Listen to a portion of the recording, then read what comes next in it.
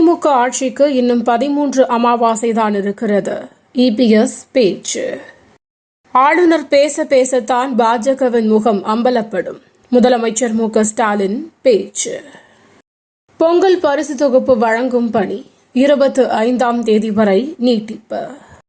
சட்டம் ஒழுங்கை பாதுகாக்கும் பணியில் காவல்துறை ஈடுபட வேண்டும். அண்ணாமலை வலியுறுத்தல். சட்டத்தை காப்பாற்ற வேண்டிய பொறுப்பு திமுக வக்கீல்களுக்கு உள்ளது.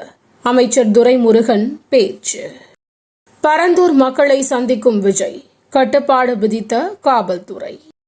ஆம்னி பேருந்துகளில் அதிக கட்டணம் வசூலித்தால் பொதுமக்கள் புகார் அளிக்கலாம்.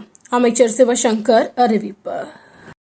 கெஜ்ரிவால் கார் மீது பாஜகவினர் தாக்குதல். ஆம் ஆத்மி குற்றச்சாட்டு. இஸ்ரேல் ஹமாஸ் போர். இன்று காலை முதல் போர் நிறுத்தம் அமல். ட்ரம்ப் பதவியேற்பு விழா.